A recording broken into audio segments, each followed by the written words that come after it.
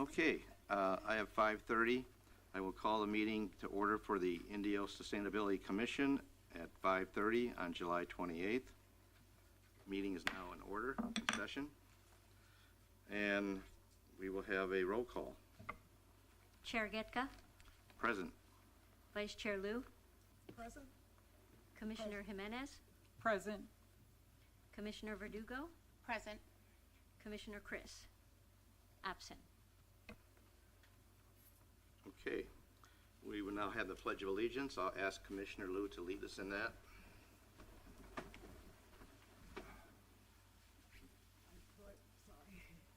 I Pledge allegiance to the flag of the United States of America, to the republic for which it stands, one nation, under God, indivisible, with liberty and justice for all.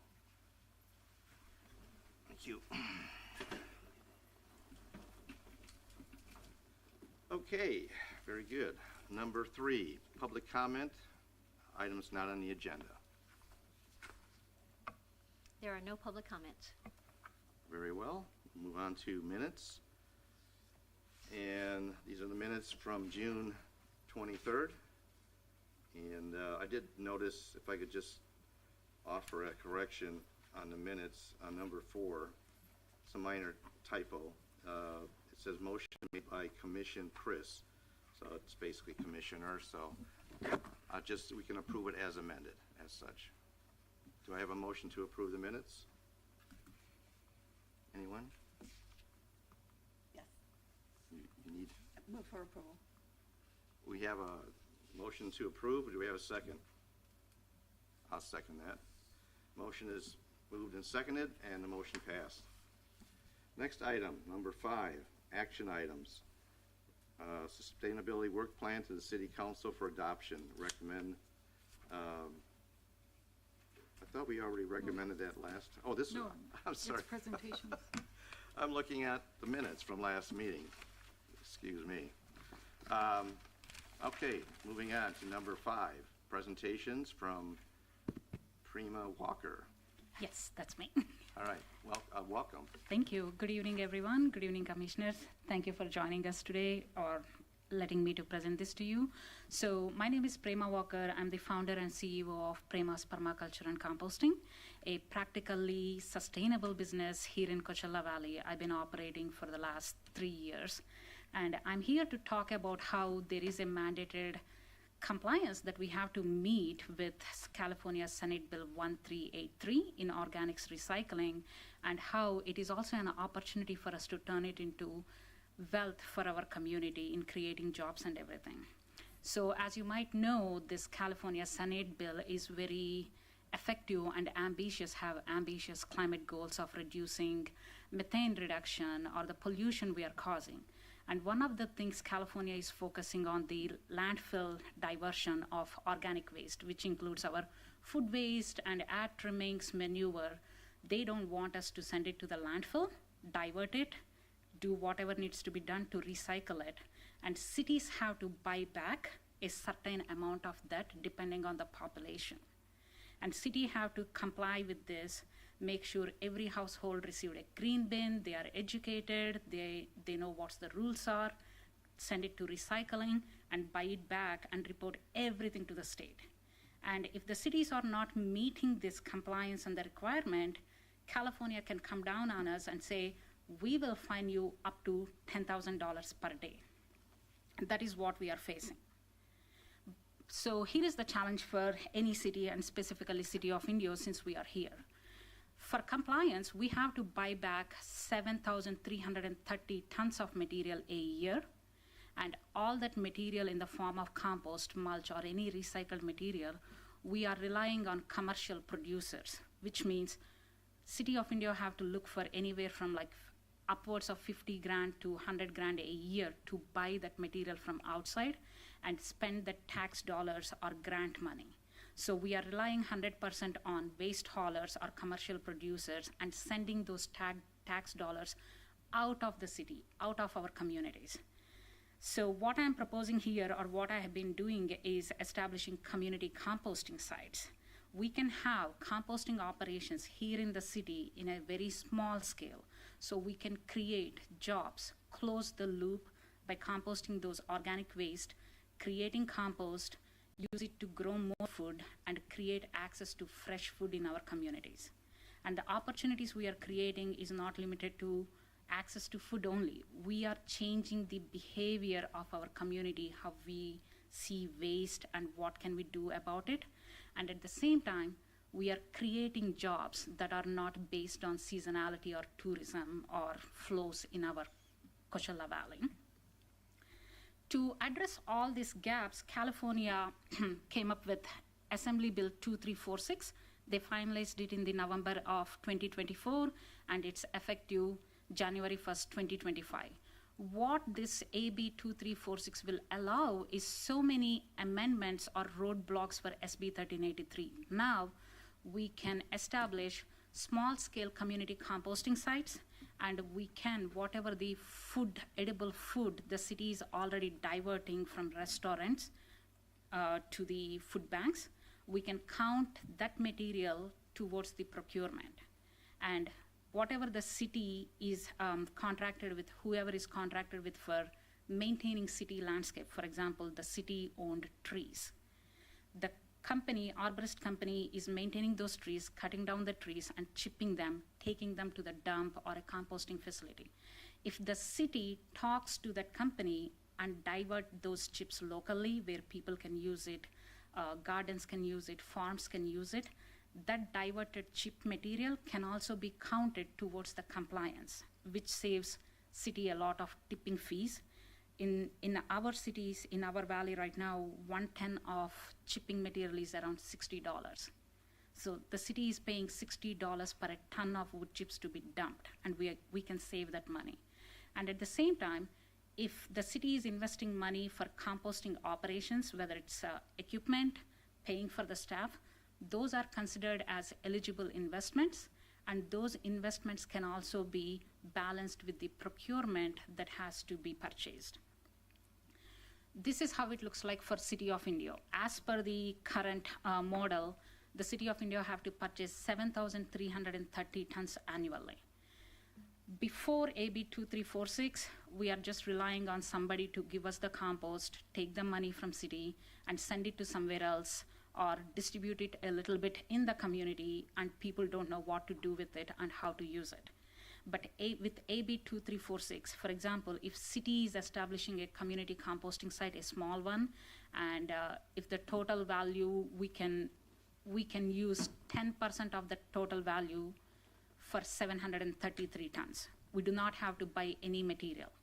Just by establishing a community composting site, we can claim 733 tons. City is already diverting edible food, and if we can divert wood chips, that counts to another 733 tons. Just by establishing a local, small, mini community composting site, we are already complying with 20% of this law. And at that site, we are producing compost, and that can help us to comply with another 20%, 30%, depending on how productive the site is. Here is an example in our backyard, Indio High School. I've been working with Indio High School since end of 2023. Just by using students as volunteers, it started with the environmental club wanted to doing a project, and ag teacher coming in. Science teacher and the ag teacher, they really wanted to teach the kids where is the food is coming from, what is the science involved in it. And it is a partnership, but so many organizations, including my business, Prema's Permaculture and Composting, and Desert Compost, which is like the parent organization that received the grant and administered that grant. But I was hired to run weekly operations where I was with the students every week, where we collect the food scraps from the school, or kids will get them from their home. We compost it, and we established a garden where they're growing food. And Future Farmers of America students are studying how the compost can be used in ag sector, what to do with it, how to handle it. This project ended, or the grant ran as of June 2025. But the students are carrying on the torchlight during summer on their own every Saturday.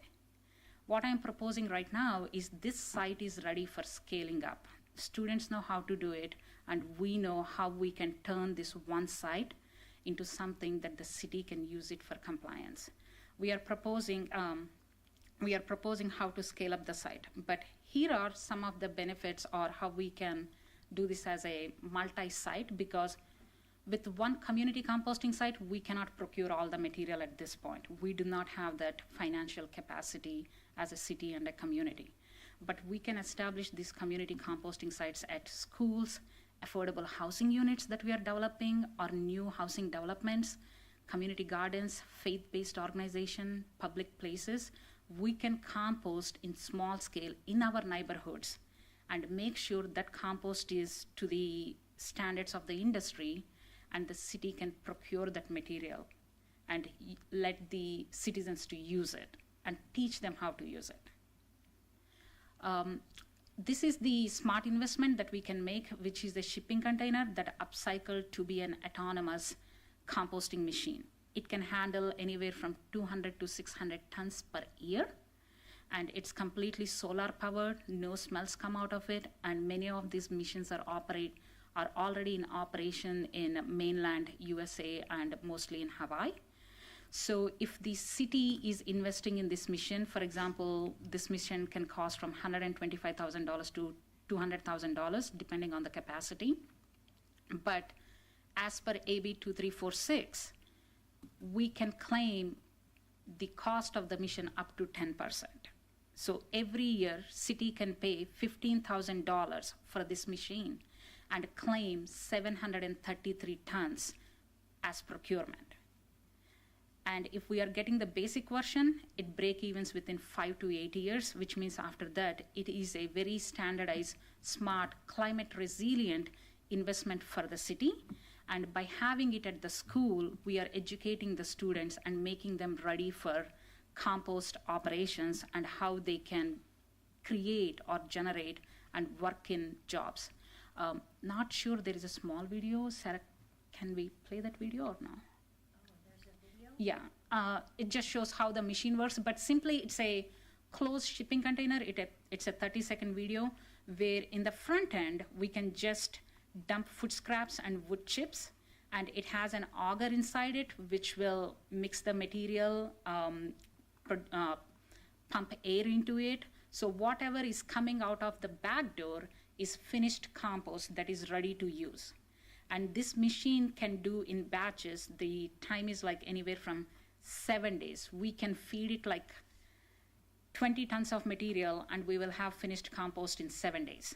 And nobody has to do anything. It just runs automatically. And here are some of the policies that can support this overall circular economy model. AB 551, which is an urban agriculture. The school has a huge backyard where they are already growing food, and it can be one of the first urban farms that can be created in India. And we need to procure material, SB 1383, AB 2346, which allows us to do this smart investment. And Senate Bill 279 is in proposal right now. They are working on it. If that one gets passed, it will be an amendment for SB 1383, which allows this composting to be done on farms. And if they're doing it on farms, the city can claim that towards procurement as well. So we can work with small scale farmers, give them the opportunity to generate a little bit more income and help them with reduction of using chemical fertilizers. These are some of the community benefits. We already started at Indio High School. We trained the students to be industry ready. They know how to compost. They know what are the standards set by United States Composting Council on composting at a small scale and a medium scale.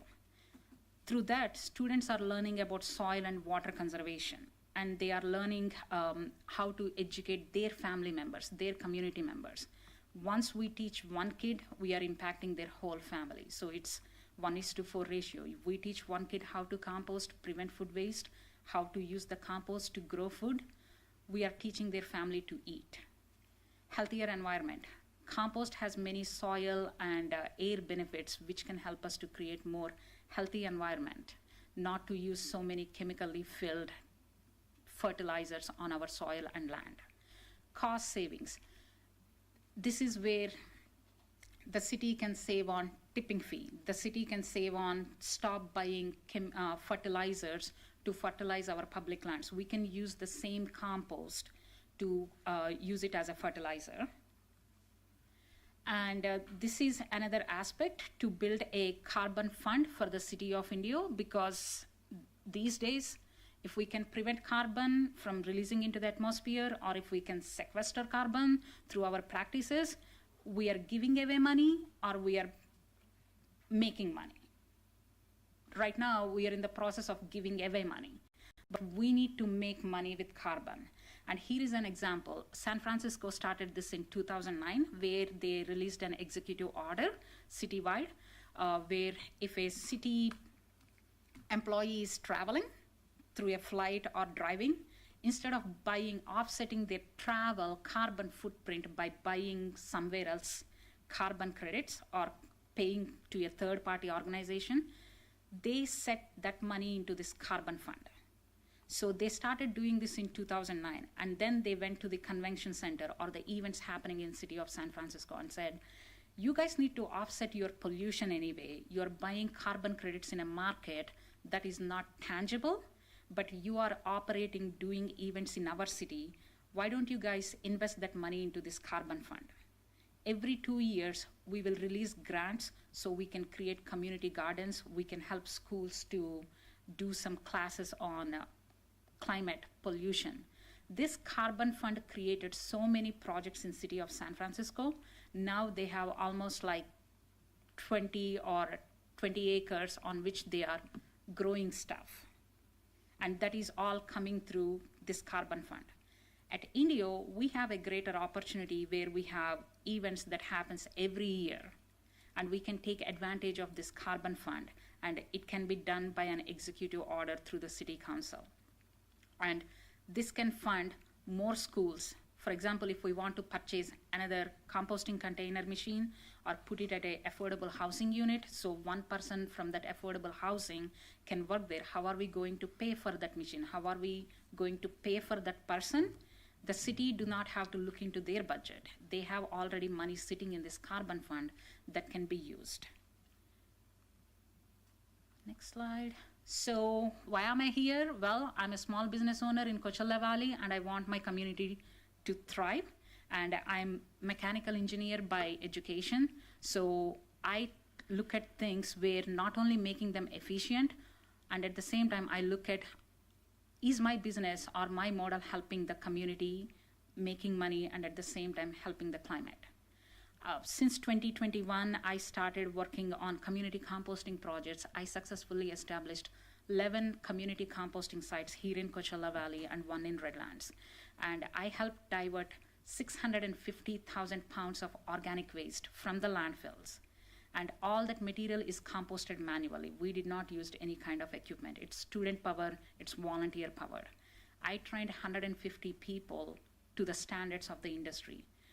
Being a for-profit business, everybody said I cannot raise money, but I proposed the same model again and again in pitch competitions, local level, and I wrote myself grants, and I received $269,000 in funding to establish the same model.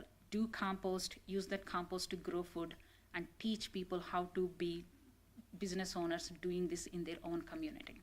So I come with an expertise of 5 years where I am keeping myself up to the standards every single year by getting training from United States Composting Council. They conduct trainings, they conduct conferences. People from all over the world are looking at the United States Composting Council, how to do composting and how to market it. Here is my call to action. We already started the program at Indio High School, but right now, because of the funding and they are ready for a scale up, they are looking at opportunity and a collaboration with the city where it's mutually beneficial. Kids get to learn how to turn food scraps, learn about climate, learn about how to be a business owner, sustainable business owner. Whereas the city, with the investment of the machine, they can claim the education, outreach, the procurement targets they have to reach. Just by making this contract between the city and the school, the city can claim already 20% of the procurement target, and we are looking at 80%, and we can achieve easily 30% more of that. But we have to buy a little bit from the waste haulers or commercial composters at this point. But if we can replicate this model at schools, affordable housings, and other locations, we can gain 100% procurement within 5 to 8 year time. And here are my final thoughts. I want to see our Coachella Valley community, especially in Indio, where each neighborhood have an urban farm, and there are people working in those urban farms, whether it's a single mother or a person that has to stay home to take care of special need kids or elderly people, to have a comfortable job that they love to do and they can make money. At the same time, we are getting out of the food desert designation. And today here I have Indio High School teachers that supported the project and a student alumni of IHS that work with me, and I just want them to say what their experience and how they want to see this project going on. Could you take some questions Yes. ahead of the? Yes, absolutely. Yeah. So I see here that you're asking that the city of Indio be the, could you go back a few slides? I think Yes. you're asking that the city be the fiscal agent. Yes. So I know, does the city of Indio, Sarah, have a franchise agreement with Burtec? Yes, we do. Okay. Have we checked with Burtec to ask how they feel about the composting and the diversion? Because I just know that when we tried to partner with Imperial Western Products in Coachella, they came out very concerned and almost threatened the city with a lawsuit because they did not want anyone to come in and take what was theirs, which is the waste diversion, because they have the composting program as well. And so they became very sensitive, because I think they were okay with people like trying to compost in their own home or, places like that through the bin program that they have. And, but as far as doing anything like you're proposing, I think they had like a big issue with that. And so, and I'm only speaking from experience because I also handle a different program and we're the fiscal agent for it. And even in that program, we had to be very careful in how we phrased the composting opportunity. We had to phrase it healthy soils, instead of composting, because we had to be sensitive and aware to the franchise agreement with Burtec. And also, you mentioned you're for-profit, not Yes. nonprofit, and Yes. so I just wanted to say that when you use the term fiscal agent, then the city would be the lead agency submitting Yes. the application, and then they would have to do the grants management Yes. and all that. And so I'm just wondering if Sarah is, in concurrence with that, in being the fiscal agent, because that's quite the responsibility. And the city would have to submit for reimbursements with CalRecycle or whatever agency is offering the grant. And those are reimbursement. On a Yes. reimbursement basis, they're not, instant that you get $20,000. It's, you have to submit for reimbursement. So my question is, where's the composting going? I know you mentioned that some of the composting that is being done at the school is being utilized in the community gardens or the edible garden that you have. And so I just wanted to know if you're taking 733 tons, Yes. where is that going? Or I'm just wondering where that. Most of that can be used on the property because they're growing food and they're using it as a ground cover. And even with the Burtec, when the city is purchasing the compost from Burtec, it can be distributed freely to the community. And we can do the same thing at the school. We can just say, today is a community composting day where you can come and pick up compost and use it in your farm or in your garden. But because the school has almost like 2,000 kids, we are educating them. We are telling them, start a garden in your neighborhood, start a garden in your backyard. So far, we created almost like 20 tons of compost, and none of it left the school garden. because we are continuously using it, and they have 10 raised bed that they're filling it. And in your question to how to handle the franchise agreement, if I am collecting food waste from a complete neighborhood, and if I am taking to my composting facility, I am violating the franchise agreement because I cannot do that. The waste hauler has a franchise agreement with the city. But the but in the same way, in the law, there is a clause that says, or a line that says, as the generator of the food waste or the organic waste, if you are the owner of that waste, you have a right to see where it goes. You cannot, you do not have to give it to the waste hauler. You can take it yourself. Do we get credit though? Because that's the thing, you have to be able to get credit for Yes. because I understood you mentioned that we do get credit, Yes. but that's important because if we don't get credit, Mm-hmm. then, that would be a concern for me, is to make sure that we get that credit, because you also mentioned that you intend on hiring a local operator for 15 hours a week. So who's going to pay for that? Are you proposing that the grant would pay for that, or are you proposing that the city pick up that expense? We are up for negotiation. We can discuss those details because I wanted to jam pack this in 20 minutes, but I have a 30-page document that goes into how many ways we can pay for the operator, or where is city comfortable with, what are the grants that are available, because once we start doing this, we are tapping into USDA farming grants that are available for doing conservation work. So I don't want the city to look for money every single year to pay the operator or to Right. pay for the mission. How can we set up systems that can keep doing this on their own?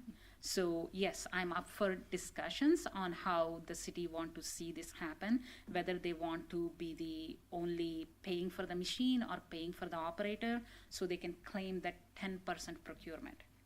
You can claim that whether you're paying for a person or you're paying for a machine, you get 733 tons worth of credit.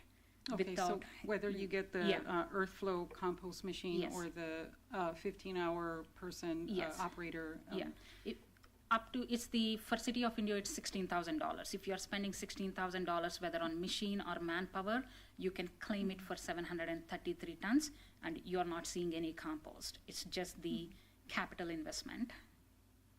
Do you want to add anything to that, Sarah? Well, yeah, I've run those numbers. They're about the same. The compost that we do purchase, if we just purchase compost without doing anything else, it runs about $72,000 annually.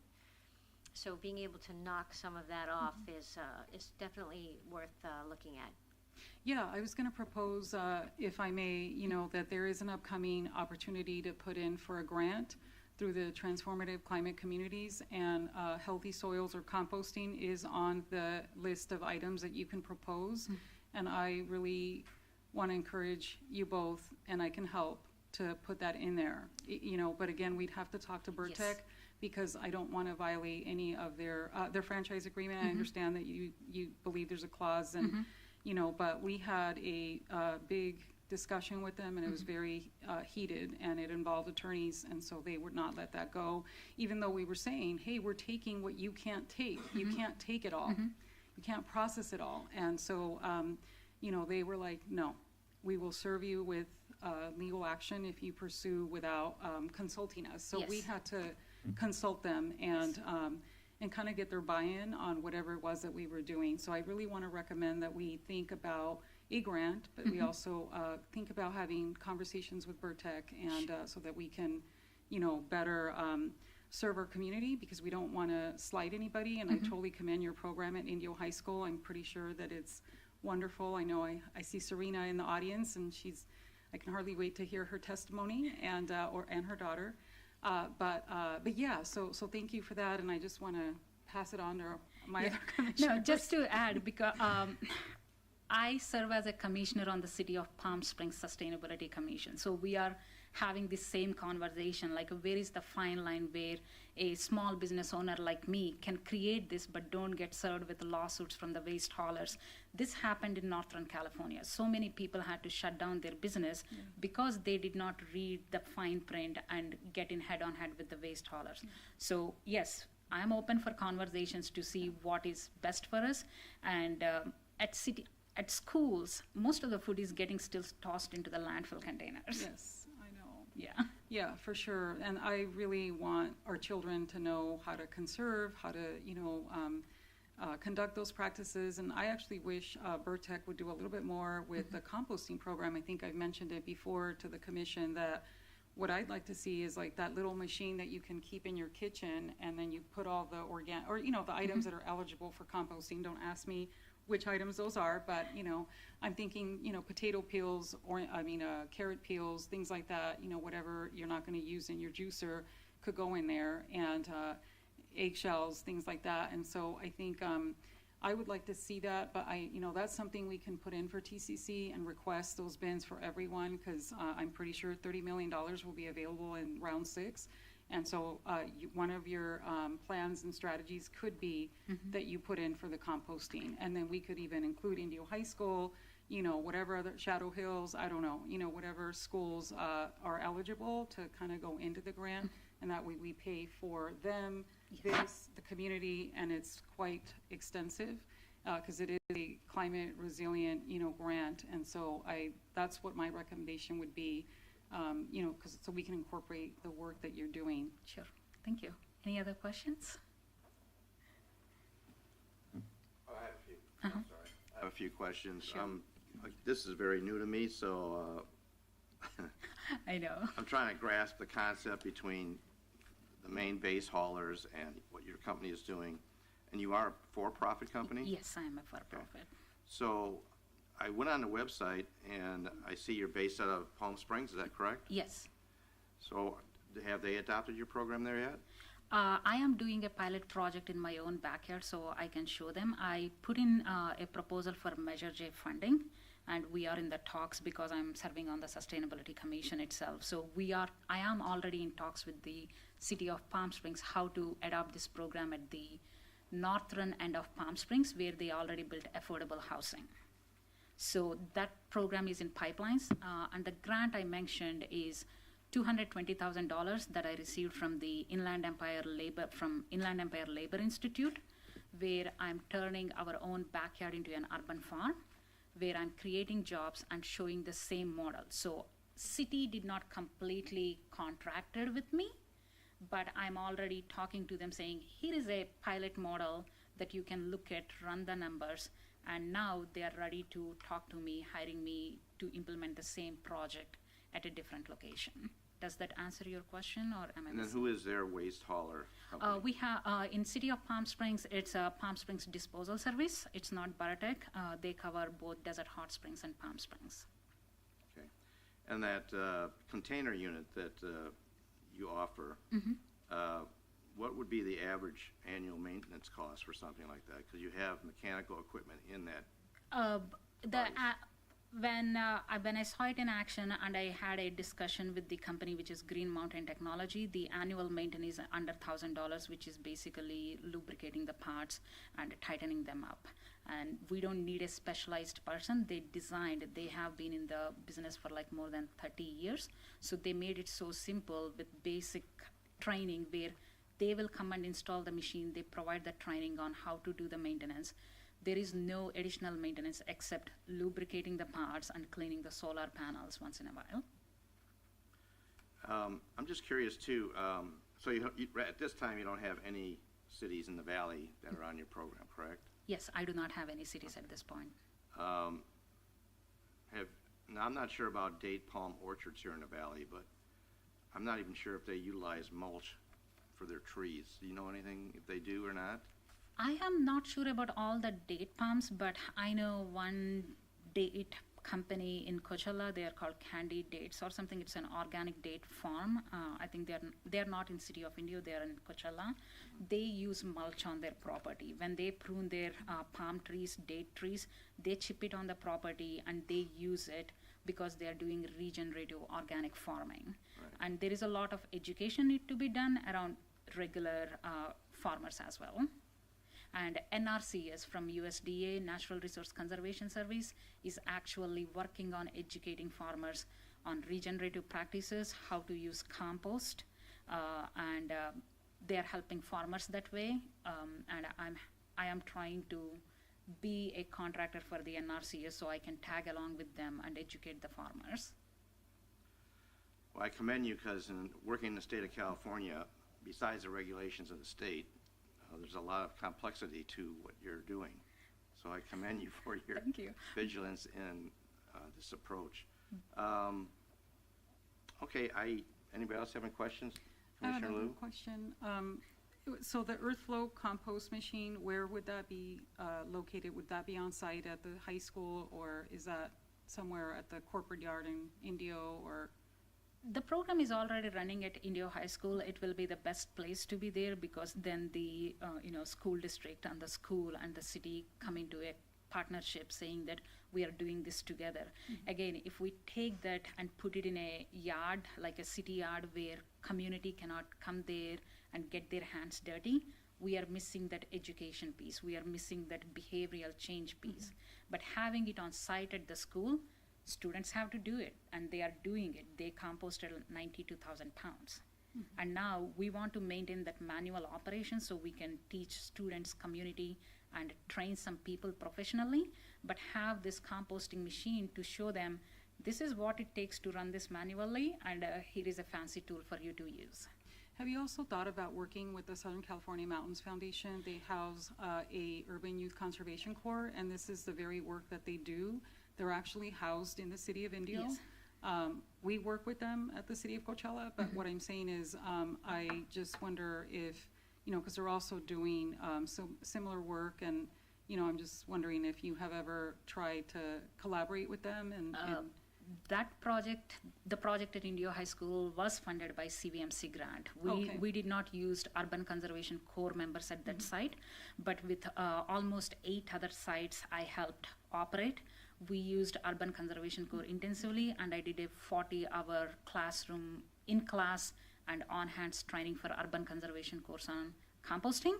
And 2 of the fellows are actually working for me in my backyard site so that I can keep them training not only on composting, how to use that grow food, water conservation, soil conservation. And these are members of the Urban Youth Conservation Yes. Corps from the Indio, local chapter? yeah. Okay. Oh, with Jennifer Prado, just Okay, from yeah, Indio. Jennifer yeah. Prado and Stacy and Yeah. everybody, okay. So thank you for the presentation.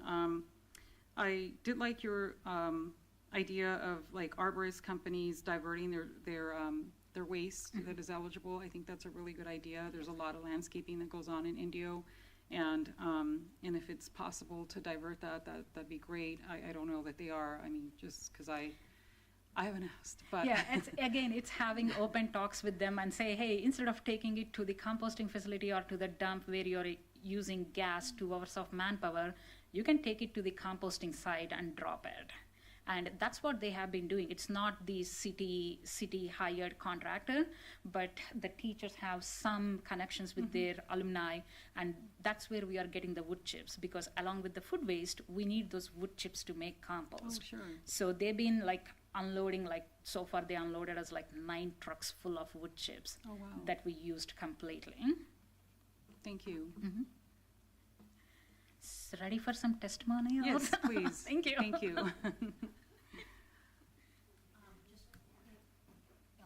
Yeah. Good evening. My name is Serena Reese Duarte. I'm a teacher, educator at Indio High School, predominantly teaching biology, and I am also the environmental club advisor and have been so for many years. I've also worked with Sarah Toyota we did a project together at the school site, so it was great to work with the city at that time before COVID. Just here to testify on behalf of the students as their club advisor, and to give you a little taste of what we've been doing the past year and a half, almost 2 years. The students really wanted to, in their organization, become green citizens and to champion up causes here at the city. And they weren't really sure how to do that. And so in conversations and in just random topics that popped up in club meetings, gardening became a central topic. And so we were talking about the possibility of gardening in the desert and how that's pretty tricky to do. And we've also worked with other organizations doing projects with the Salton Sea. And we talked about toxicity in the soil, and we talked about soil rehabilitation and what kind of soil we need to grow healthy food for our students and for our community. And so composting became an idea about almost 4 years ago by different leadership, a group of students that are actually not here to celebrate the accomplishments of today's groups, but it was their brainchild.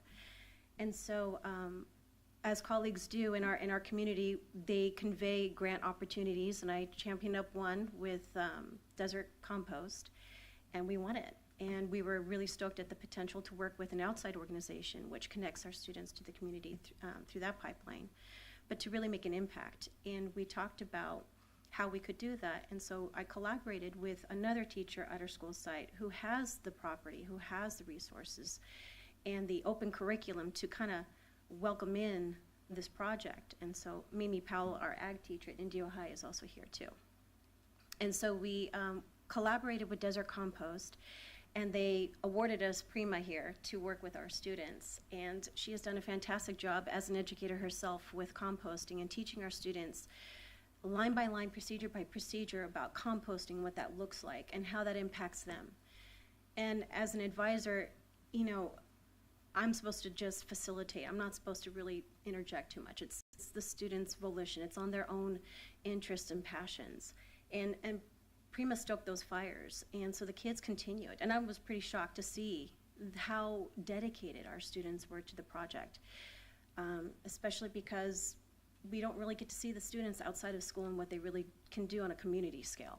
And so to see them do what they did at the school site was amazing. Every time we had people visit our school site, the grant awardees or award grant people and Desert Compost and other representatives, they were just stunned to see the students at work. And I can just attest to, I guess, the mental, social, emotional piece of it, because I think when you see the students getting their hands dirty, collaborating with others, and making an impact at such a hands-on scale, is pretty impactful and pretty powerful. Very healing, I'd like to say. Students can have a bad day and go to the dirt and kick up some dirt and kick up some chips and bury some nasty fruit, and they made an impact. And it was very healing in that capacity. And so for me as a parent also, but you know, as an educator and trying to inspire our students to inspire each other and continue with their passions, this project has grown in so many ways, more than one. And I'm just so proud of these students. And I think anyone who would come to Indio High School to see what our students do at such a very simple scale, but such an impactful one, I think you'd walk away going, this is amazing. And if we can empower our students to go home and teach others, namely their families, then that means our families are connected. And if our families are connected, our community is even stronger for it. And so what Prima's proposing is something that we would like to take to our district and to our administrators, so that they can also be champions of this cause. It's not just an environmental club thing or an agricultural program thing. It's an Indio High School thing. We want to involve everyone, all partners at our school site, but also our community with it. And that's what I have to say. Great. If you don't mind, I do have a question. Well, I'll let the other speaker go ahead, and then you can answer jointly. So, yeah, you can come up, and just really want to commend you at the school.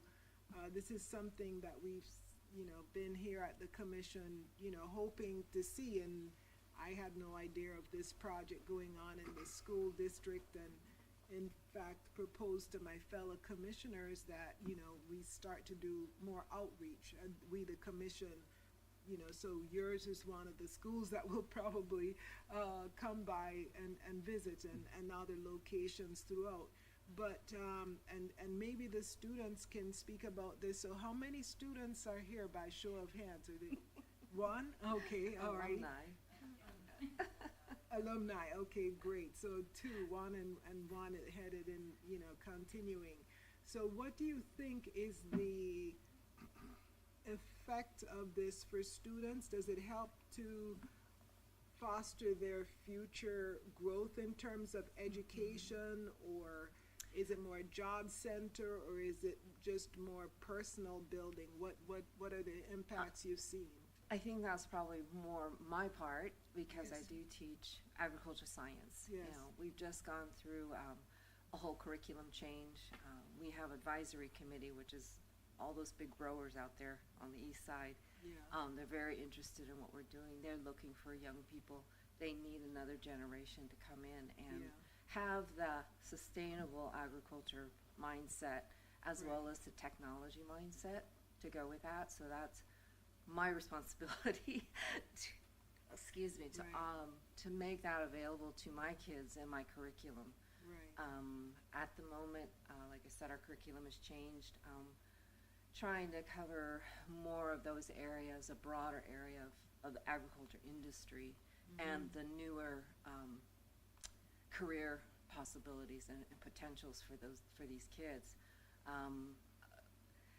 At the ground level, so to speak, I mean, I have kids that are already excited. We did a base soil test. When they redid the high school, that was the place where they dumped everything. They parked all the trucks. They put all the all the trash and all that stuff out there. So we did a baseline soil test, and we're getting ready. I think we're going to go ahead and do another one. Already, you can see big change. There's the soil is so alive. It's amazing, and the kids are so excited to see this. And we've just been doing the raised beds, and we also have an area I'm going to be dividing into garden plots so that students can choose, what they would like to grow as their hands-on projects. We have a greenhouse that needs support and a soil supply. So we really using a lot of it on site, but we're ready to move to the next level, which is to make a community. We would really like to include more of the community, maybe even have the kids teach. Have a community composting class that our kids would teach. Yeah.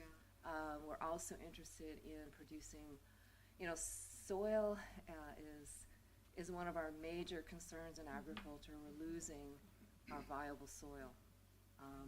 In the process, with the soil not being viable, our food is not at its best premium. If you don't have good soil, you're not going to have good food. And so we're trying to teach the kids that whole cycle. And would like to share that with the community as well. Yeah. That's. Mhm. It sounds there. I think there's quite a bit of coordination that can be done. They're the growers. I forgot what they call themselves. They have an office. Western. down Yeah, by the Coachella Valley Growers. Yeah, the Yeah. Coachella Valley Growers Association. So you're working with them. They're basically my advisory committee for my Okay. classes and my school and my kids. Okay. Like Janelle or Yeah, Janelle Yeah. Percy. Percy. Janelle. Yeah. Yeah, we're having an agricultural summit, or not a summit, I should say an agricultural convening in the fall Yeah. with Janelle Percy, moderating, I guess, the agenda and all that good stuff. But yeah, thank you for your testimony. Was there someone else? I'm sorry, I don't know if there's somebody else. Thank you.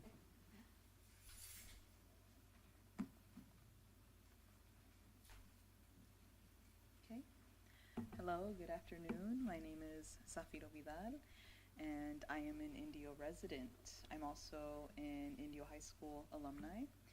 I wasn't there for this project, but now I'm really wishing that it was available when I was there because it would have changed my life that much sooner.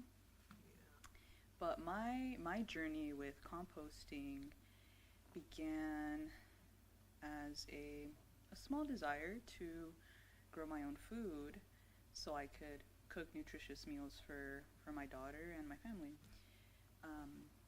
I didn't know how to do that, so I enrolled in a free master composting course being offered at COD.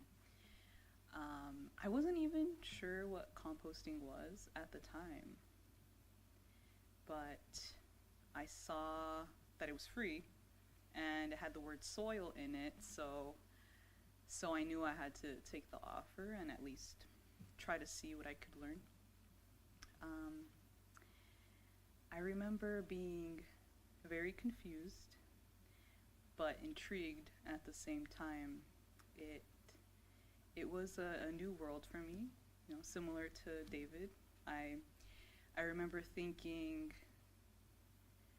what the heck am I doing here? Like, who are these people? And why do they want me to bring a bag of dried leaves to class? This is really odd.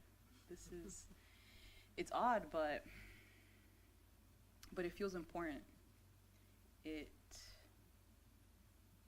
felt meaningful to be there. So I stayed, and I kept that curiosity alive with me.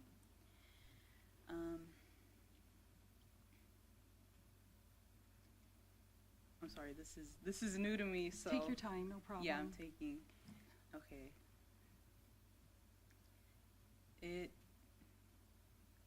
I realized that it was a lot bigger than just growing food for my family. It was an opportunity to empower my community, my neighbors, to reduce landfill waste, and to build resilience for everyone, for my family, for myself. It also created economic opportunities for myself. It allowed me to generate income through compost pickup services, small scale, helping urban farms like Prima's Permaculture, and partnering with local food banks to help them divert food. That's what I do as a profession. And so in the valley, we have a range of fields and a growing landscaping industry, yet compost is still uncommon and misunderstood. It's these local organizations that are really doing the work and leading the way. They're diverting food from going to the landfill. We're educating the next generation to implement these practices at home. And I think that's really powerful. So I would like to encourage the city to invest in these local solutions. Thank you. One question for you, thank Yeah. you. I just wanted to ask, have you ever helped Hidden Harvest? I know they do gleaning, whatever's left over, whatever is not suitable for market, they pick it up and then they redistribute it through like the food banks to kind of assist those that are in need of food, and so I'm just wondering if you've ever partnered with them or talked to them about, how you said you had some small scale composting. I haven't worked with them personally, and my small scale pickup service is just me picking up my friends' compost buckets. I encourage them to fill up their bucket, and they'll pay me occasionally. So it's still a growing business for me. What's your business? Tell us so we can look it up and also call you. Oh no, I don't have a website. It's not official. Okay. Very small scale. I'm trying to keep it small scale because I don't want to get in trouble with Bird Tech. Right. Yeah, I heard you talking about it. Yeah. So that's an issue for me as well. Oh. And as far as Hidden Harvest, I'm not sure if they help the local food bank. I work with the Find Food Bank here in Indio, so maybe they have a partnership. I think they do. Yeah, they do. And they help everyone throughout the Coachella Valley. It's not just like where they're located, they their services go beyond, and I've seen the food distribution, and and it's wonderful because it's food that would have gone to waste, but instead they're picking it up and doing this redistribution, and so yeah. Yeah. Well, even the Find Food Bank, they're looking for these local solutions as well. They've asked me to create some sort of proposal so that they can create a composting system at their facility. So. We actually, they do distribution at the school.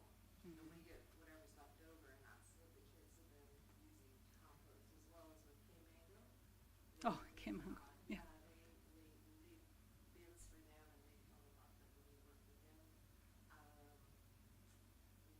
We approached Starbucks for the coffee ground, but we hadn't quite worked that out either.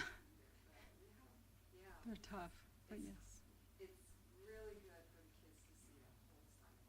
Yeah, The sad part is we're not composting as much of the on-campus waste. You know, it's been tricky, but oh, really? we're working on it, yeah. Oh, I hope you guys do, you know. If we want to collect every day all the meals from the campus, we do not have the capacity. But if we have the machine, we can set up systems where we can collect that and a machine is composting it. And we are teaching the students how to do it manually so they learn the science, nuts and bolts of it. But unfortunately right now, all of the food waste from Indio High School meals is going into landfills. Oh, my. What I understand, yeah, is fine food, if we wanted to call them, they would bring 10 pallets to be composted. We just, I mean, the kids are out there double. I mean, they're out there on a Saturday morning at 7 o'clock. Oh, Every wow. Saturday morning, composting. Well, that's awesome. Well, thank you. Yeah, thank you all for your wonderful testimony. I do have a question. Do we have any FAA students here? They're not here today. Okay. It's a fine organization. I used to be a member of it in high school, so it's a very good organization. I'm just curious, does every high school have a chapter? No, back in the valley here, it's just Indio and Coachella. Okay. Chapters, although it has grown amazingly. We have 100,000, over 100,000 FFA members in California. Right. With 600 programs. All right. Central Valley, I'm sure, has a lot of chapters. Right. Well, thank you, ladies, very much. It's very interesting. I had a question, too, for Ms. Walker. I see a lot of our landscape companies, independents, family-owned operations, hauling, palm tree fronds or whatever. Are they all taking it to the landfill here in the valley? Especially palm trees, because at the commercial composting facilities that we have, they operate on a tight scale, like 90-day schedule, 120-day schedule. But palm trees, palm fronds, palm leaves, everything, they take longer time. So unfortunately, all the palm is going to landfill right now, and it's around $85 to $120 per a ton of palm to be dumped at landfill. And I took an interest on that because we are in palm oasis, nothing but palms. So I am experimenting in my own backyard with a load of palm chips from last summer. How much time they take? Yes, they take twice the time as regular wood chips, but they decompose. That's where a community scale program can educate. Anything that came from a plant or an animal, living and flying organism, can go back to soil. We do not reject anything. But if you go to a commercial facility, they have restrictions. We don't want to take palm. We don't want to take a truckload of dead chickens. Yes, there are regulations in California, what to compost, what not to compost. But by nature, everything and anything can be composted. But I do also see a lot of different trees, species and varieties of trees that landscapers trim every spring and fall. Those are perfect. Right. Yeah. So I'm just wondering, in your concept, if we could have those landscapers haul that product or that refuse to you or to the city, and you had your type of equipment there, they wouldn't have to pay a landfill charge to. No, they don't have to. Do And it, at the right. same time, due to the scale of operations and everything, whether we stick to a community scale manual operations, we get a composting machine to a certain size. Cal Recycle have restrictions on how much material we can have on the property at any given point of time. So with this machine, I cannot have more than 5,000 cubic yards of material, which is a lot. I mean, it's the size of the Indio High School. I have to have that much of material. But because we are operating the machine like 8 hours a day, it's running on solar power, battery power, we can compost as much as possible. So that's something we can pilot and say, what is the flow for us? Do we want to take palm because it delays our process? How do we want to handle this? Or do we want to establish a second site where we are maybe hiring Urban Conservation Corps to do the same project on a city-owned land where we can cross that threshold and take as much as possible. So it's in phases. We can plan for 5 years and accomplish how do the city avoid the tipping fee for the landfill and stop purchasing chemical fertilizers to spray on our grass in public places. How much money we are saving, that all of that money can go back as investments. I think it's an interesting concept. Sarah, is this something, I guess, your department would be maybe looking at? And I guess my biggest concern is, again, we don't want to offend our Burtec supplier. I know, I don't want to vendor. get into trouble with them. Yeah, so we have to walk a fine line, but I do think it's an interesting concept. It could be beneficial to the city and our community. But that would be probably in Sarah's department's hands to kind of evaluate further, I'm guessing. Is that correct? For sure, and I definitely would, we do need to bring Burtec into the conversations. I absolutely agree with that. I think what I would like tonight is more direction from you guys to come up with something that could work, something more concrete, bring that back for you to refine and eventually maybe get that to something that you can send to city council and request for approval through them. And maybe in that process, we're able to at least get a good outline for an upcoming TCC grant in that work. But it's a bit of work, and I definitely need your direction to really do that. I think I really want, because I know this is a presentation, so it's an informational item, not an action item, but I do want to see that conversation between everyone. I also want to see if we can invite other people to the conversation, especially if we're going to go for a TCC grant, because what the funder is looking for is collaboration. They're looking for collaboration and not just to benefit a single entity, but and then just because you might need another fiscal agent to help you, because I know there's limited funding available for people that are for profit that are not like a nonprofit. So I think I want to see us frame this a little bit more towards a TCC grant, implementation grant, because with TCC you get 5 years and then 1 year worth of monitoring. So you spoke right now about a timeline, and it would be about 5 years. So that's perfect, because that's the length of time with that grant. And so if we were to submit an application, we could conceivably hear from the Strategic Growth Council, I think by December of 2026. And I know that sounds like a long time, but it really isn't when you have the application process and then you do the community engagement that has to go behind it, and it has to be documented, and so that gives you a lot of time to prepare for that big lift, because it's a big lift. There's even brownfield grants in there, because I heard somebody say that they left. Salt and Sea project. Right, and so there's some of that in there as well, some brownfield opportunity cleanup, and then there's the composting and all that, and a bunch of other strategies that could help Indio really just see some wonderful climate resilience work, including tree planting and all that good stuff. And so they want to see collaboration, and I think I want to see that too. Sure. And so I think that's my direction. I hope the commission also agrees that we need to kind of take one step at a time. And I agree with that, and in the conversations with Burtec, we do not have to do this alone. Actually, CalRecycle assigned one person to work with a group of cities together, so they can come in and help us to finalize, or to help us to, where is the line we are crossing with Burtec, or how do we channel this. And there is another organization called California Alliance for Community Composting. That organization, with a lot of organization, actually made this second law, which is AB 2346, possible.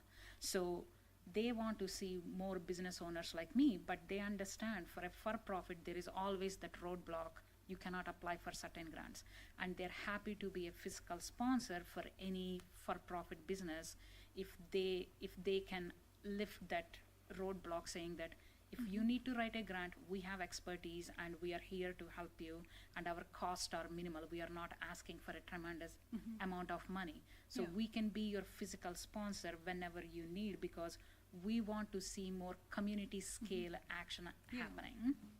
Yeah, that's wonderful. I definitely believe in that, having a fiscal agent, be that organization with the capacity, because they require full financial capacity and all that good stuff, so, yeah, thank you. Well, Is it- have. I'm sorry, is it possible to have a copy of that PowerPoint?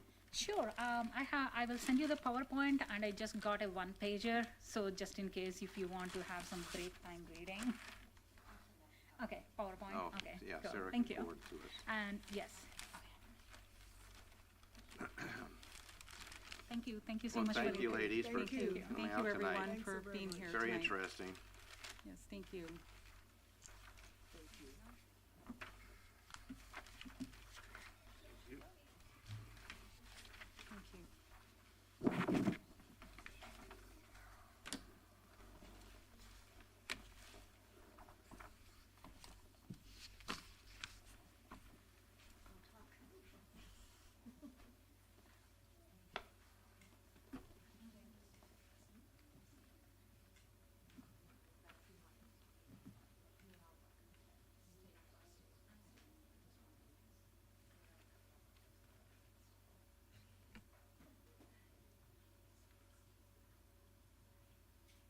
Are we ready to move forward?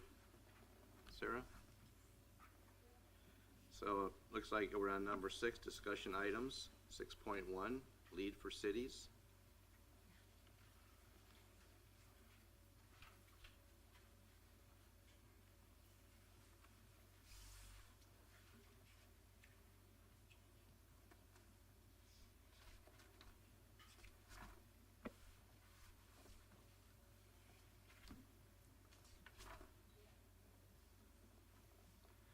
There we are.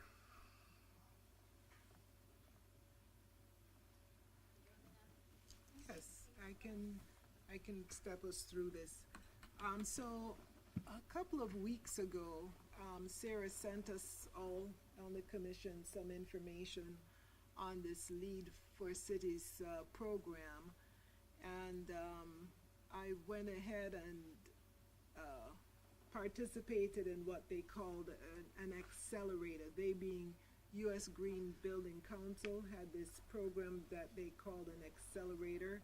It was run over a period of a few weeks so that, I could get a sense of what is this offering and can it be of benefit to us, or to us being the city. So going to the next slide. So what this Lead for Cities is, we already are working with the U.S. Green Building Council on true certification, which is essentially a zero waste type certification, which I guess I should have mentioned that in the previous presentation, to see how this composting might complement the true program that we're working on now with businesses.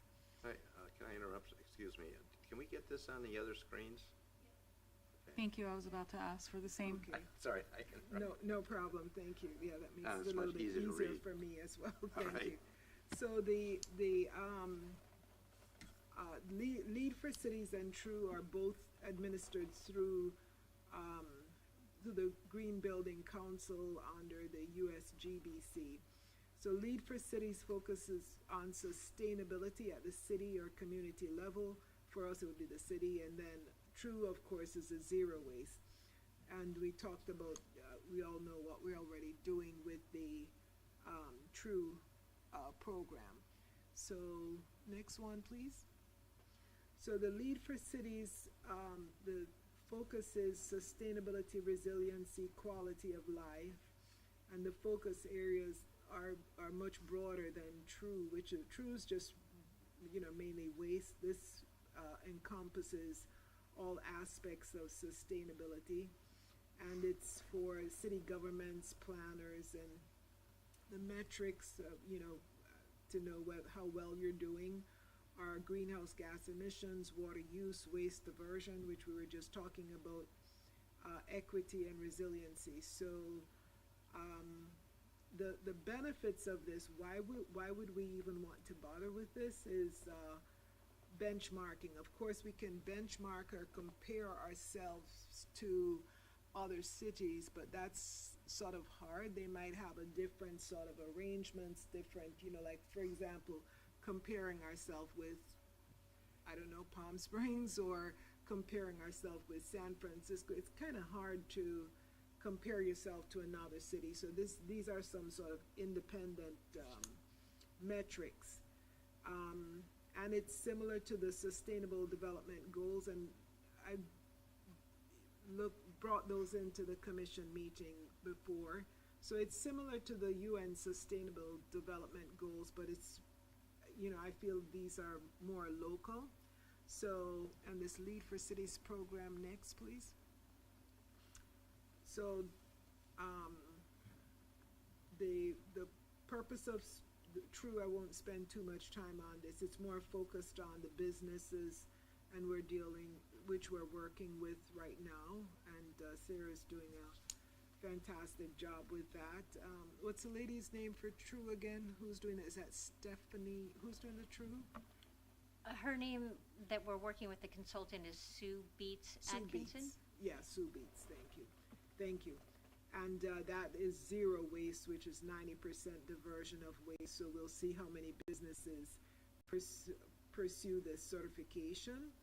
And that's focused on cost savings and efficiency and brand.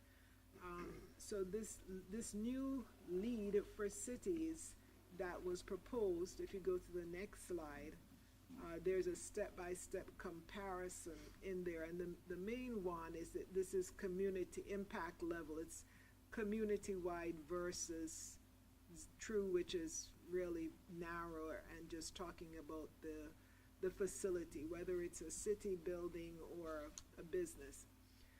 So the next slide is organizations can pursue both. But the advantage to us in particular on the commission is that we can use, and Sarah, of course, and her and the staff, we can use this Lead for Cities to, when we update our sustainability plan, the next time we've already, or at least track our progress also along with implementing our current sustainability plan. So this is how we can use the Lead for Cities. The certification is not mandatory, but we can use it for planning next time, and we can use it currently for tracking our progress if we wanted to. Next slide, please. And the next slide. So after attending this accelerator, the USGBC provided Indio with an online account where metrics can be entered. I think Sarah is planning to meet with them. She can tell you more about that. And since I did attend, I thought I'd just share the information with you as the commission, so you can provide any comments that you have. And on the next two slides that weren't included with the handout, this is just an overview of the type of metrics that need to be uploaded to the system. So for each of these metrics, if you have them, you get a point. So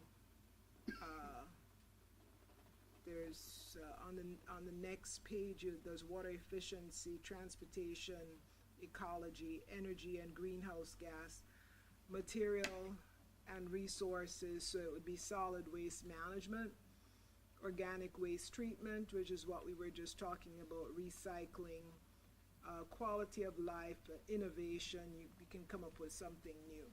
So obviously someone would need to put this data in the system and track it.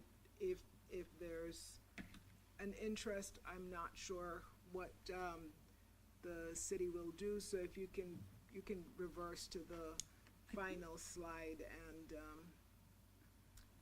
just yeah.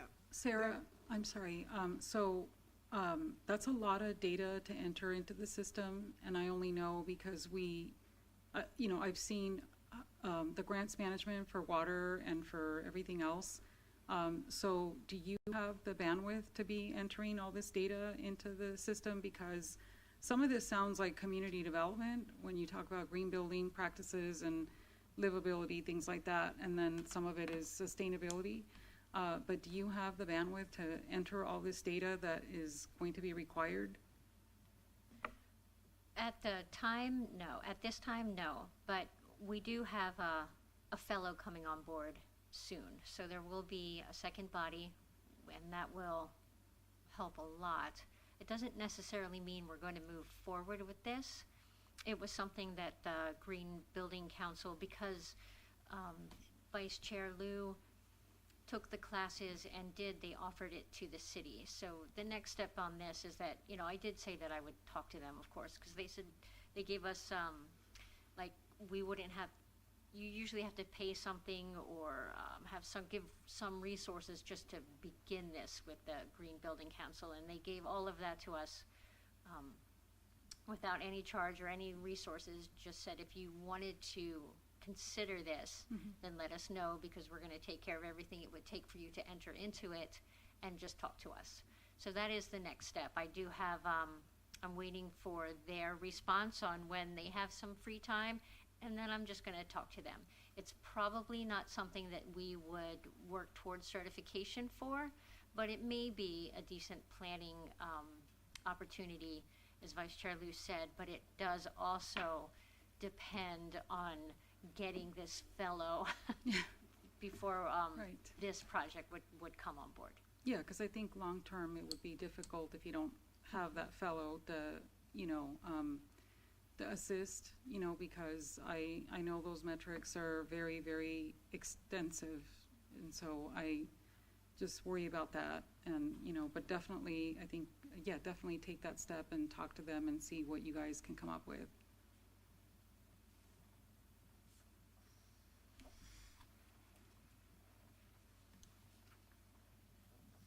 That's it. Unless anyone else has any questions, do any of the other commissioners have any questions? No? Alrighty then. Great Thank you. work, love it. Yeah, thank you for attending that class and sharing this information. All right, I guess we're on to 6.2, the August 20th draft work plan presentation. Just an update on that. The draft sustainability work plan will go to the City Council on August 20th and we're going to ask them for approval. They would like as many commissioners to be there as possible. They would definitely like to hear from the commissioners themselves. This will be an administrative item, which means there will be a quick presentation, background kind of thing on the plan, and then some conversation. And so they would definitely, if you can be there, they would like to hear from the commissioners as well. Thank you. And that's all I have for that. I'm sorry, I have a question on that. So are you presenting something on this then? Or who's going to be presenting to the City Council? I can, yes. Okay. I can do that. If any of you would like to instead, that's fine. It's okay, yes, I will present it, staff, and then if you will yes. just chime in, that's fine. Yes, No staff problem. can Yeah. present. I'm sure some of us will be there just to give you some support. That would be, that would be great. Yes. All right, 6.3, roving commissioner. Yes, Vice Chair Liu had brought up the idea of a roving commissioner, and I was tasked with finding out how plausible that was. And according to our city attorney, that if it is noticed correctly and we take certain steps, then it is a possibility. And I also spoke with the IT department, and they are willing to allow Commissioner or Vice Chair Liu, if you do want to do the roving commissioner still, then you would be able to take a second laptop. Therefore, if you were the commissioner on the Teams meeting, there would be a separate laptop city-owned that someone else could use if they did want to speak or make a comment or participate in any way. So at the end of the day, it is something that we are able to do.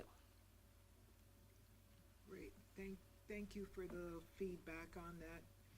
I don't know if there were any other comments from any of the other commissioners, or if you even remember what this. I only have was concerns all about audio visual because I think it's really important. This facility lends itself very nicely to allow us to be comfortable in an air-conditioned room. I'm not saying we would be in a room that's not air-conditioned, but it's also, just very comfortable, and you get audio visual. And so I don't know what the roving commissioner would look like, because would we then demand the support of whatever agency, wherever we are?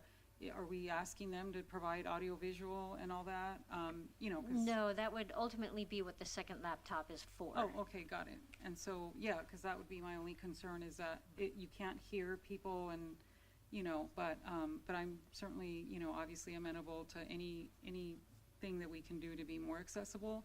What I think is going to make this commission really incredible is to begin that work like the TCC or any of that, because then you'll have a lot of community engagement, and you can invite people to come to the meetings, maybe in the new facility, I don't know. When is the new facility scheduled to be opened? And It's sometime at the end of the year, Oh, okay. maybe November. I thought I heard something like that, December or something like that, so that'd be great. That's gonna be a wonderful facility to invite people to come and conduct some feedback, community engagement, interactions.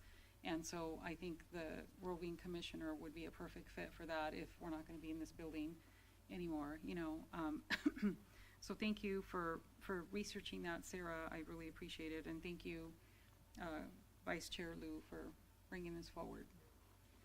I think what impresses me is when I heard this lady talking this afternoon about, there's, if she had had exposure to certain things when she was in high school, that's what I'm after too.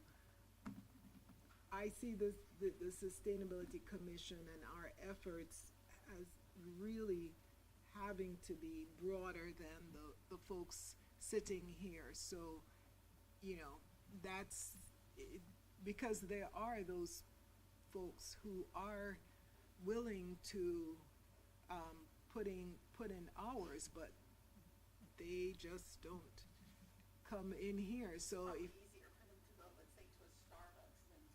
right, so if we go to the senior center where they already are at, if we go to the Indio High School where they're already at, or if we go to the College of the Desert, some place that people are already gathered, we can try it. If it doesn't work, it doesn't matter. We're all just back in here. We lose nothing. Keep trying, yeah. Absolutely nothing. Yeah. Absolutely. Thank you. Okay. Moving on, 6.4, draft work plan updates. I just wanted to give one more, or an update on one more of our work plan elements. Under the clean energy part of our work plan, we have two items, the CVAG Comprehensive Climate Action Plan that we'll be bringing back soon, but also the Inland Regional Energy Network. And what we've been doing with the Irene? Yeah, IREN, thank you. So IREN, we've been working with a couple of programs with them, but one of them is that they are working to help municipalities, local municipalities, do any energy efficient upgrades, retrofits, and just become more resilient at municipal buildings. So they,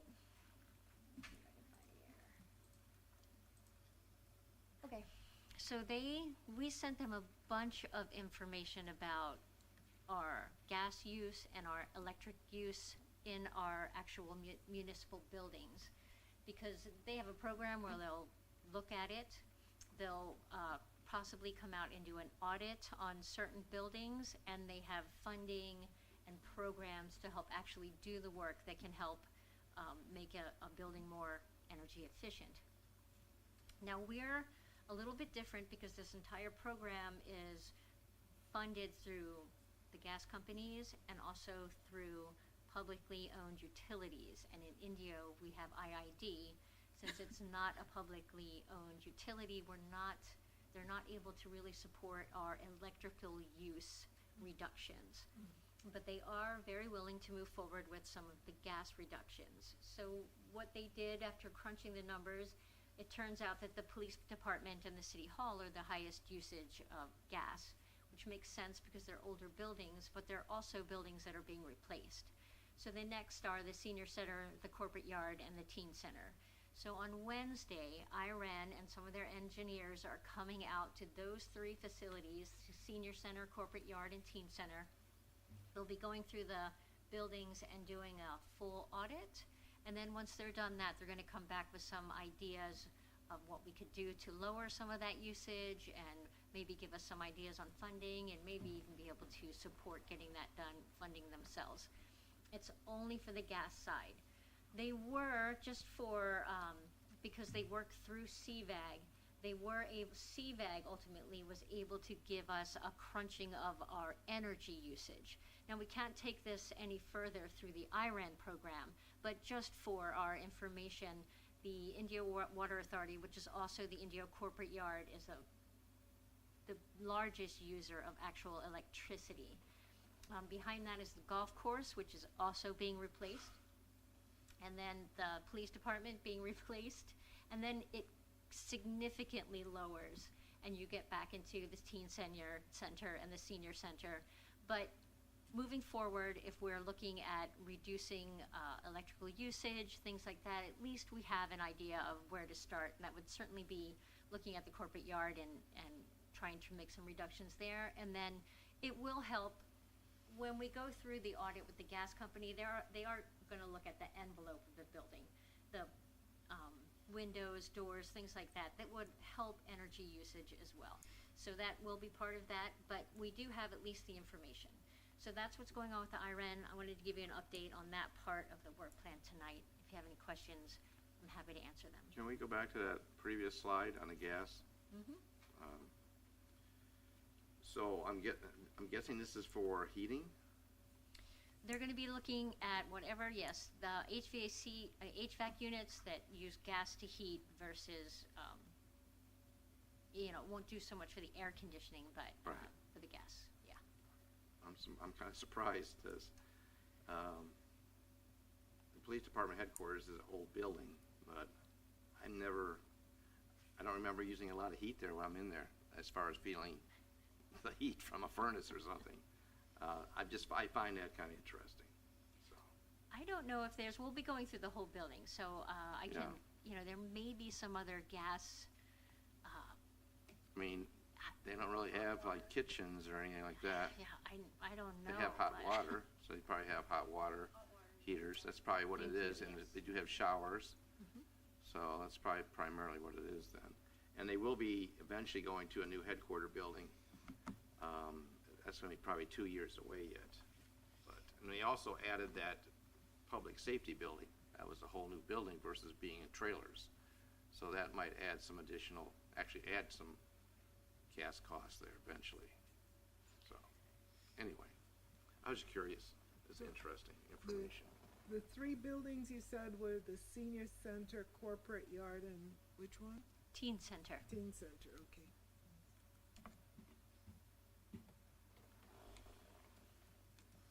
That's great. This is good. Yeah, thank you. I really appreciate this. We received the same kind of, it's awesome. Thank you. An eye-opener.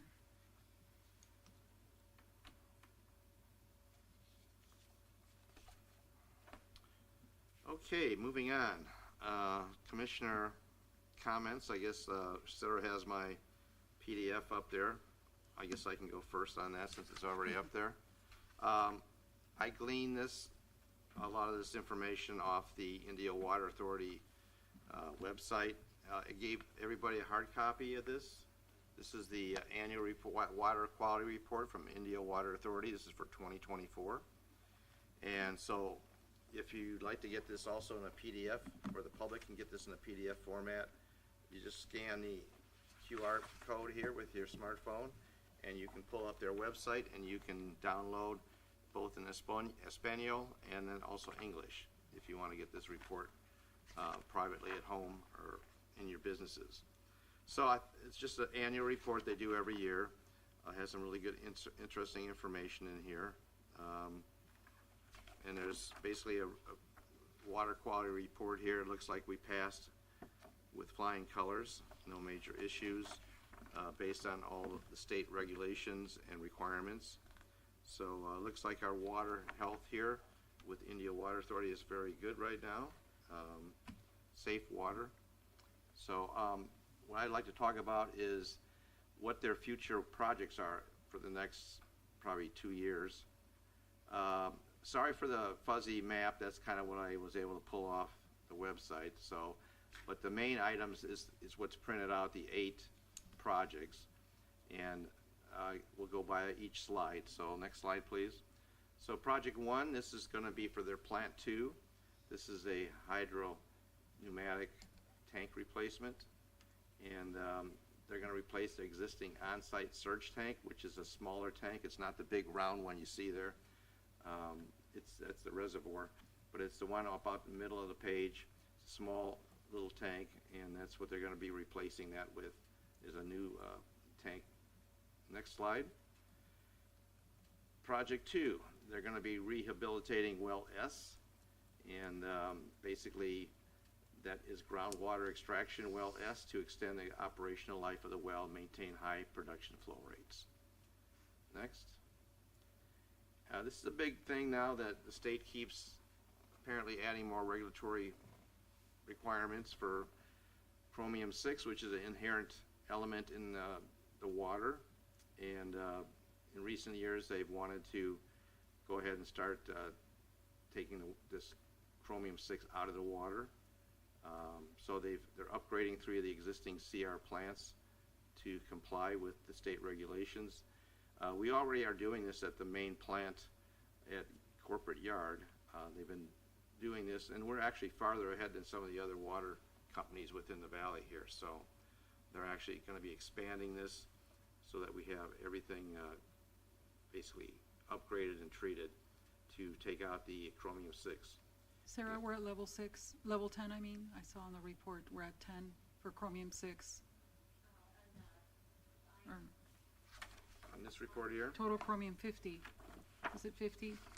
Because I think the minimum, I mean, I think, aren't we at 50 or 10? The total, this is from what I remember. It used to be at 50 and now it's 10. Okay. Or it's just 10 for a certain type of chromium that we have in our water system above that amount. Okay, got it. Thank you for clarifying. yeah. So the good news is that they are going to be, updating, upgrading to help ensure our water is safer than ever. So, next project, number 4. Again, this is chromium-6 treatment for plant 3, well W and well BB. And again, this is being proactive and keeping within new and current compliance regulations by the state. So, and project 5, they are going to be replacing the interior aluminum stairway. I'm not quite sure why they have to do that, but it's an upgrade. It's a improvement program they're working on. Project 6, and then this is emergency intertie. It's probably a new word for a lot of us. Intertie. Intertie, okay, thank you. I've not heard that one before. But they are working on that. They're going to establish connections with Coachella Valley Water District and then Myoma Dunes Mutual Water Company at various locations on the map as it shows it. So that's another project. And then I think the next one I have is N. There's 2 more on the initial slide, but I didn't have any slides or pictures to show on those 7 and 8. That was on the initial slide. That's the Thousand Palms Channel Crossing Pipe relocation at Avenue 42 and Madison Street. And then number 8 was Avenue 50 and Madison Street pipe installation. So they are, doing the right thing. They're upgrading their infrastructure, ensuring our water is going to be safe going forward. So I think all in all, they're doing a good job. And I wanted to share that with everybody. And that is the end of my comments. Anybody else? Next? I haven't been able to Commissioner Loon? I have nothing to add this week. You added quite a bit earlier. Yeah, absolutely, absolutely. I just want to add that I would like to consider applying for TCC if possible, and I can assist with that lift as well. And, you know, I just want you to know you can count on that. That's it. That's it for me. Okay, staff items? There are no staff items. All right. Will we have a motion to adjourn? Motion to adjourn. Motion's been made and I second it. seconded. All right, all those in favor, say aye. Aye. Aye. Opposed? The ayes have it. Meeting adjourned. Thank you. Thank you, everybody. Don't forget to eat your lollipops. They're really good. Non-alcoholic, I hear. Not alcoholic, I'm sorry.